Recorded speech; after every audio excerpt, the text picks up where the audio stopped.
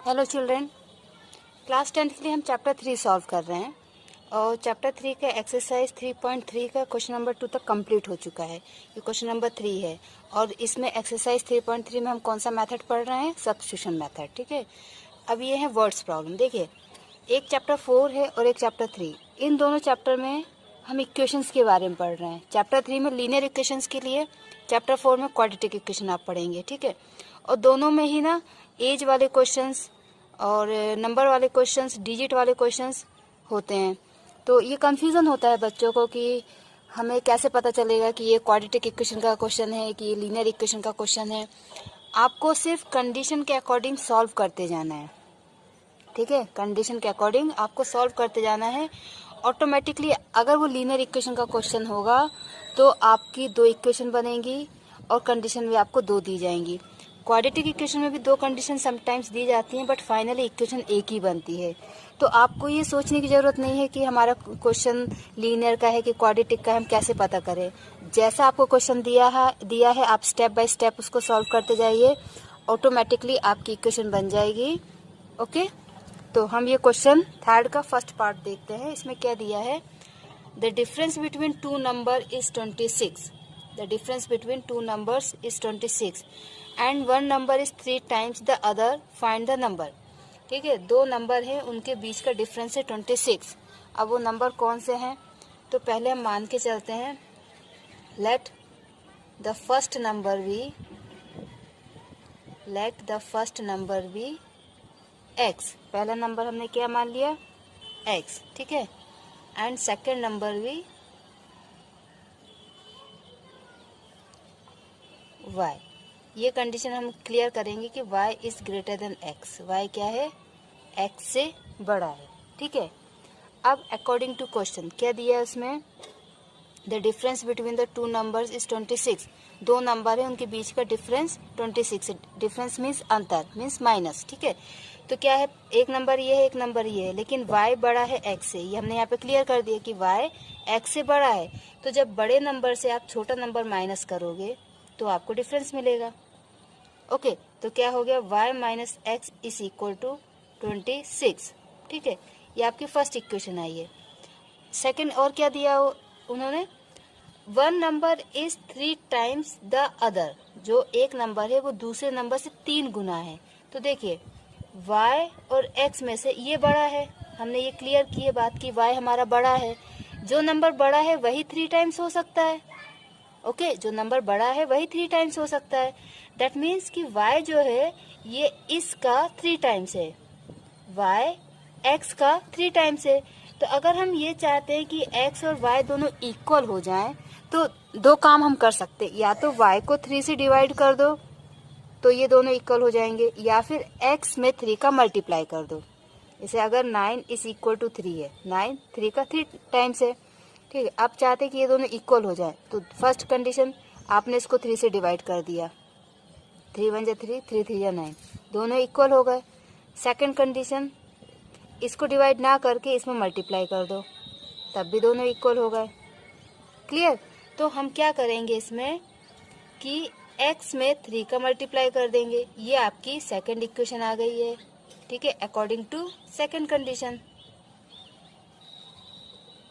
Second condition के अकॉर्डिंग आपकी ये इक्वेशन आ गई है और ये इक्वेशन आपकी आई है अकॉर्डिंग टू फर्स्ट कंडीशन। ये इक्वेशन किस में आई है? According to first condition. आपकी 2 इक्वेशन बन गई हैं। अब आप क्या करेंगे? जो फर्स्ट इक्वेशन है, ठीक है, put the value of y from equation 2 in equation 1। हम क्या करेंगे? y इक्वल टू जो 3x है ना, इसको इस इक्वेशन में y की वैल्यू को पुट करेंगे। Okay, so y is equal to y minus x is equal to 26 ना। y इक्वल टू 3x है, इसको यहाँ पे रखेंगे तो ये क्या हो जाएगा? 3x minus x is equal to 26। Okay, 3x minus x is equal to 26। 3x में से एक x गया तो क्या बचेगा? 2x। 3 में से 1 जाएगा तो 2 बचेगा। 2x equal to 26। 2x is equal to 26 x is equal to 26/2। यहाँ पे मल्टीप्लाई में ना, तो जब इसको हम RHS में ले जाएंगे तो डिवाइड में जाएगा। ओके, और ये यहाँ पे कटिंग हो जाएगी, तो x इक्वल टू 13। x कितना आ गया? 13। Put the value of x in equation second equation में आप, या थर्ड में भी रख सकते हैं, सॉरी फर्स्ट एंड सेकंड है ना, तो आप सेकंड इक्वेशन में x की वैल्यू रखोगे तो क्या हो जाएगा? y is equal to 3x, y is equal to 3 into 13, तो कितना हो गया? y is equal to 39। ठीक है, अब आप कंडीशन चेक कीजिए। ठीक है, फर्स्ट कंडीशन है आपकी, जो फर्स्ट कंडीशन है ना, क्या है? y minus x is equal to 26। Okay, तो y कितना है? 39, x कितना है? 13। क्या देखो, क्या ये 26 के बराबर आ रहा है?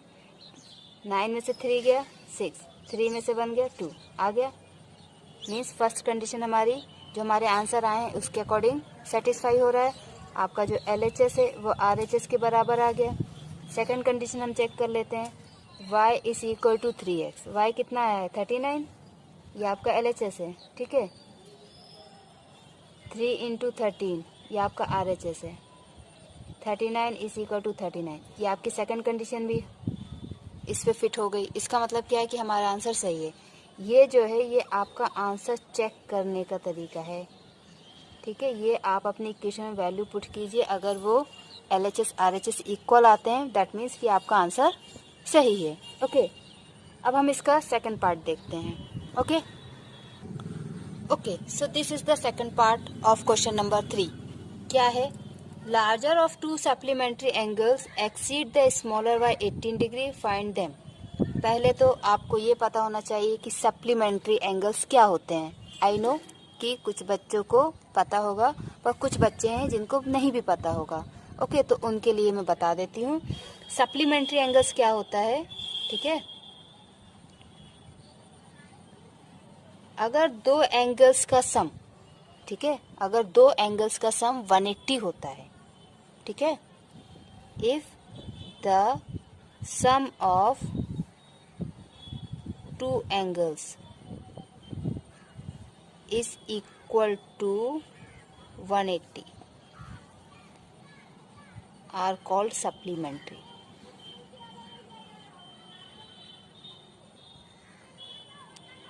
जैसे कि अगर एक एंगल मेरा 110 डिग्री का है, ठीक है, तो मैं कह सकती हूँ कि 70 डिग्री जो है, 70 degree is the supplementary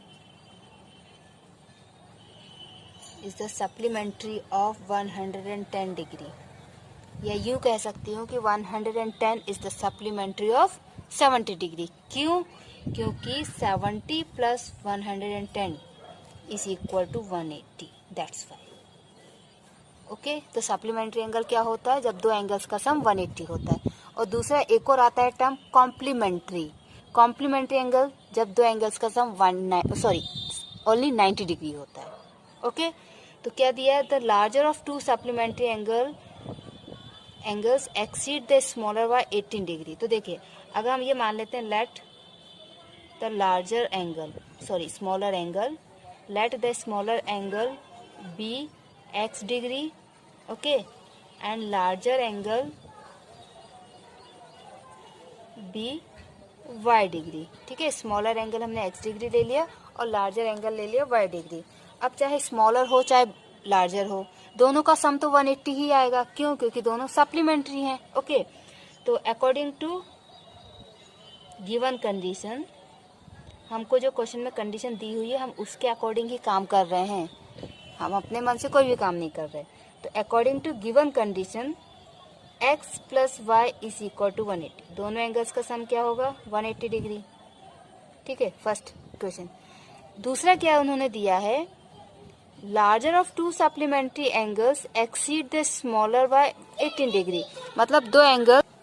okay, तो क्या दिया? देखिए, ये कंडीशन जो है ना बच्चों, इस क्वेश्चन में आपको याद रखना है, ये कंडीशन आपको इसमें दी नहीं है। ठीक है, पर ये आपको पता होना चाहिए कि सप्लीमेंट्री एंगल क्या होते हैं, उसके अकॉर्डिंग आप ये कंडीशन लिखेंगे। ओके, अब क्या दिया है कि जो लार्जर एंगल है, इसमें लार्जर एंगल हमने किसको लिया है? y को, ठीक है। तो लार्जर एंगल जो है स्मॉलर एंगल से 18 डिग्री ज़्यादा है। क्या है? 18 डिग्री ज़्यादा। ओके, तो ऑब्वियसली बड़ा एंगल ही बड़ा हो सकता है, छोटा तो नहीं होगा। तो ये वाला एंगल इससे 18 डिग्री ज़्यादा है, तो दोनों को इक्वल करने के लिए हम क्या करेंगे, इसमें 18 डिग्री माइनस कर देंगे। क्लियर। अब आप इसको इधर ले आइए, उसको उधर ले जाइए, तो ये क्या हो जाएगा, y minus x is equal to 18 degree. ठीक है, या यूं भी हो सकता है y is equal to 18 degree plus x. हमने y की वैल्यू निकाल ली। ठीक है, ये आपका है अकॉर्डिंग टू कंडीशन। ठीक है, कंडीशन के अकॉर्डिंग है ये सब। ओके, अब ये आपका फर्स्ट था, ये क्वेश्चन सेकंड है। ठीक है, put the value of y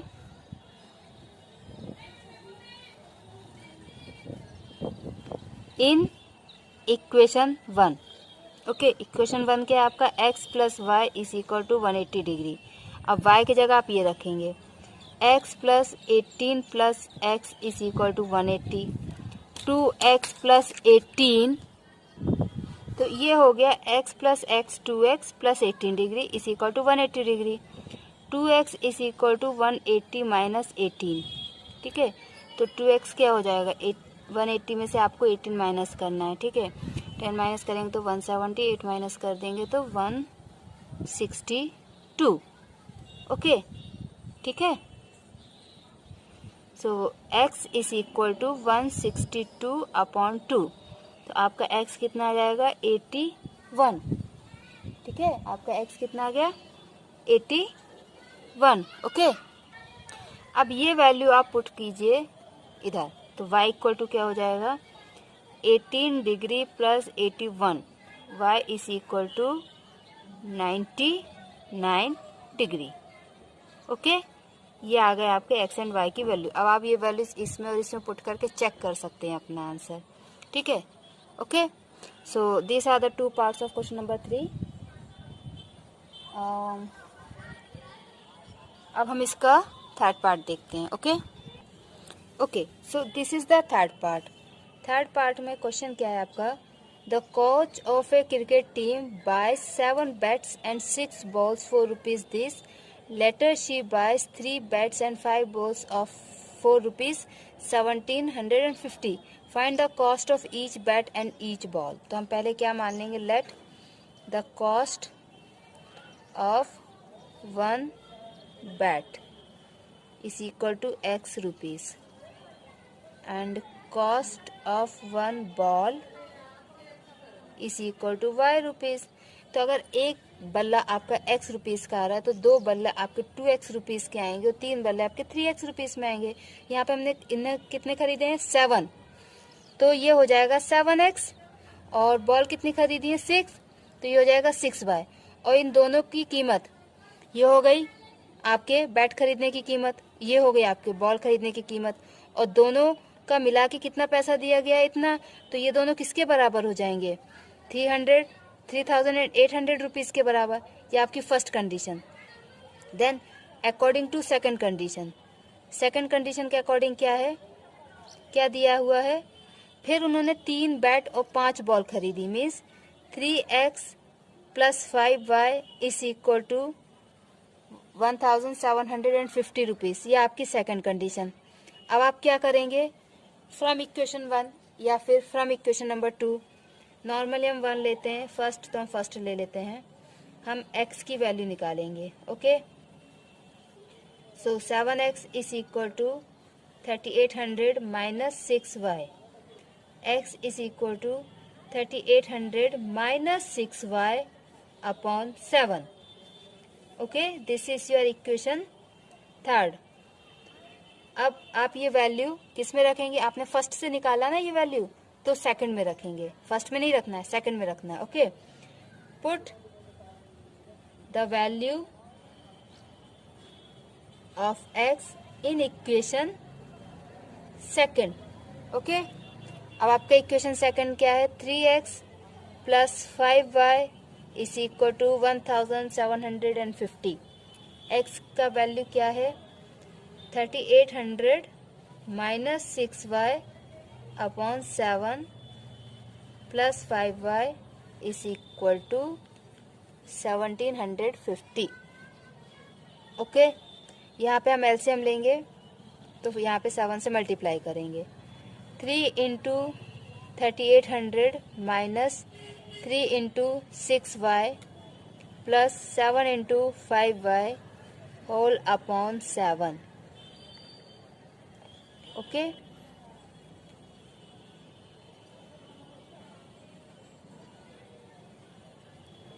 minus 18y plus 35y is equal to this. Okay, 7 से इसको हमको मल्टीप्लाई करना है, ठीक है। ओके, तो ये आ जाएगा आपका 35 माइनस 18 17y, और इसको आप मल्टीप्लाई करेंगे तो ये आपका आंसर आ जाएगा 12,250। अब ये 17y तो यहीं रहेगा, ये वहां जाके माइनस हो जाएगा, ठीक है। ये प्लस में आएगा क्योंकि 35 आपका प्लस में है। ओके, इसको आप माइनस करेंगे तो 17y इज इक्वल टू 850। अब आपको 850 को डिवाइड करना है 17 से। ओके, तो ये हो गया था। अब इसका आंसर क्या आ जाएगा, y is equal to 50। y कितना आ गया, 50 रुपीज़, ठीक है। मीन्स एक बॉल की कीमत हो गई y रुपीज़, मीन्स 50 रुपीज़। अब ये वैल्यू आप पुट करिए 1 2 3 किसी भी इक्वेशन में। नॉर्मली हम थर्ड इक्वेशन पुट करते तो हम उसी में पुट करेंगे। Okay, so x is equal to 3800 minus 6 into 50 upon 7। x is equal to 3800 minus 5 6 5 3300, okay, upon 7। तो ये हो जाएगा upon 7। So x is equal to 7535, so it's equal to 500। Okay, तो आपका x आ गया 500 रुपीज़, ठीक। मतलब एक बॉल की कीमत हो गई 500 रुपीज़ और एक बैट की कीमत हो गई 50 रुपीज़। Okay, clear. आपको फिर भी कोई डाउट आता है तो आप मुझसे पूछ सकते हैं। इसमें मैंने आपको सब्स्टिट्यूशन मेथड भी बता दिया है कि कैसे करते हैं। कोई भी डाउट हो आप कमेंट बॉक्स में कमेंट कीजिए। Thank you.